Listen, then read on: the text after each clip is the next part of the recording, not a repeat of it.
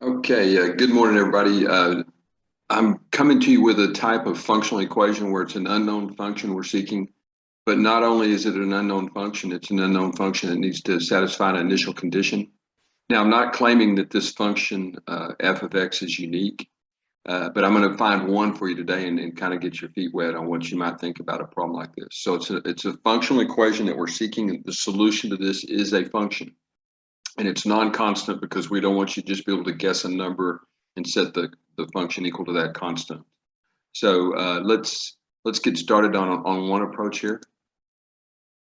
Now, if you'll take a look at this initial condition right here, it says g of a is equal to 9√3. And so that would just mean that you would have to find a specific a right here.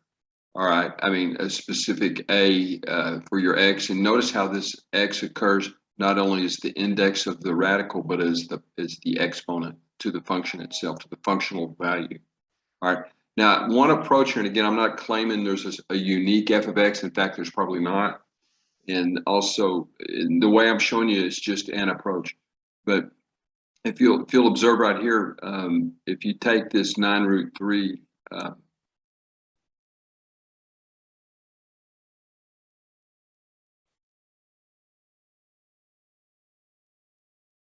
and we're going to take it and square it. All right. Now, because squaring and square rooting are inverse operations, and this is a square root operator. It's very adorned with all these fancy indices of the radical, but it's still a square root operator. All right. So we're going to square this, and it doesn't take too long to see that this would be 9 squared times 3, which is 81 times 3, which is 243. Okay. Now I'm going to turn around and write this in a slightly unusual way. All right. Well, you'll see what I'm doing. If I square root both sides, you get 9√3.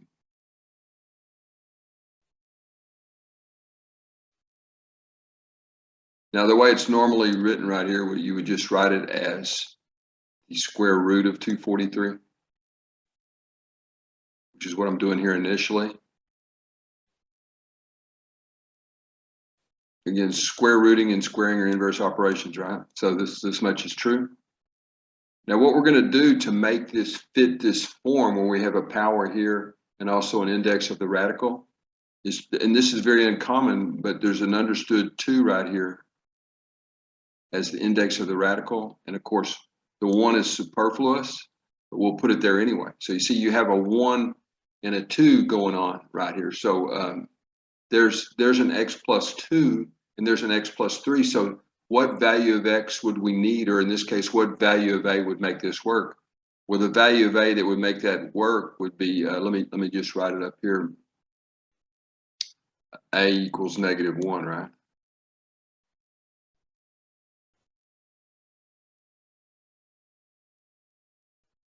Okay, y'all, because you see, if you put -1 in there, this would become -1 plus 3, which is 2. If you put -1 right there, you would get 1. All right.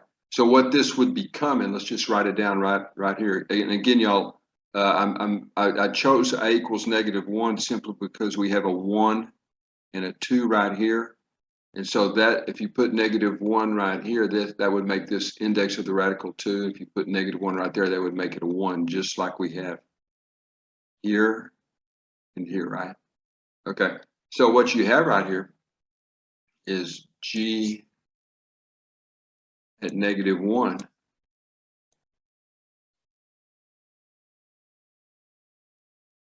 A g at -1 is equal to, okay, again, if you put the -1 right there where the x is, that'll just make it a 2. And you see, that's what we're aiming at here. There's a 2, all right? And then right here, for now, you'll just have 243 raised to the first power, right? So far I'm doing nothing more than what I just did over here, except I'm putting it in this notation, okay? Right? Now the big question is, though, how do we turn that into a function, okay? Well, you would just have to make it a function that added 24 okay, and added 244, right? So let me write that function down for you. So if you did f at x